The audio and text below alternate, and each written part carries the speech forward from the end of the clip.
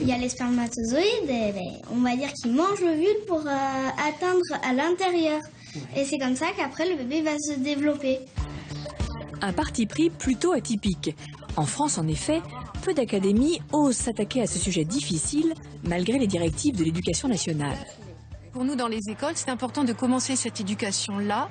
Et l'entrée privilégiée va plutôt être tout ce qui est éducation civique et sociale, par le respect de l'autre, la connaissance de l'altérité de l'autre, ne serait-ce que savoir qu'on est un petit garçon et pas une petite fille, par des choses très simples comme ça. Dans cette classe de CM1, CM2, la séance est aujourd'hui animée par 2 membres du planning familial, Monique et Clémence, qui est également enseignante dans l'école et connaît bien les élèves. Au programme du jour, la puberté et en particulier celle des garçons.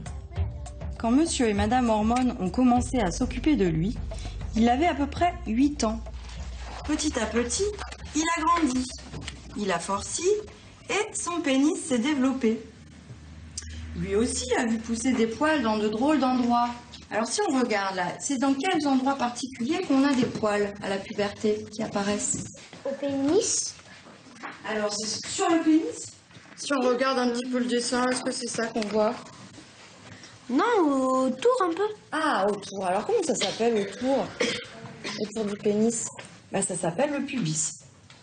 Son pénis s'est mis à grandir et rapetisser, et puis quelque chose de gluant en est sorti. Qu'est-ce que ça veut dire, ça? Je crois que c'est du pipi. Alors, tu penses que c'est du pipi? Qu'est-ce que vous en pensez, les autres? Je pense que c'est du sperme. Et est-ce que quelqu'un sait comment ça s'appelle quand, justement, ce truc gluant qui s'appelle le sperme, comme on l'a dit, comment ça s'appelle quand il sort du pénis? Ça s'appelle l'éjaculation. D'accord? Les mots qu'on a utilisés pendant la séance, c'est des mots qui peuvent sembler peut-être surprenants quand on les utilise à l'école primaire, mais finalement, c'est des mots de la langue française et qui veulent dire ce qu'ils veulent dire. Voilà. Et même s'ils ont à peine 10 ans, les élèves sont bien contents qu'on leur parle de sexualité. C'est important qu'on nous en parle parce que de toute façon, on l'aurait bien su un jour. Et au moins, on est avancé sur ce qui va se passer pendant l'adolescence ou pas. Les rapports entre les filles et les garçons, les différences. Et effectivement, l'atelier n'est pas qu'un cours d'anatomie. On y fait aussi de la prévention. Quelle est la différence quand on est amoureux et qu'on est enfant et quand on est amoureux et qu'on est adulte? Quand on est adulte, on peut faire l'amour. Voilà. Et quand on est enfant? On peut pas. On peut être amoureux, on a le droit d'avoir un copain, une copine. Mais par contre, on n'a pas le droit d'avoir ce qu'on appelle des relations sexuelles.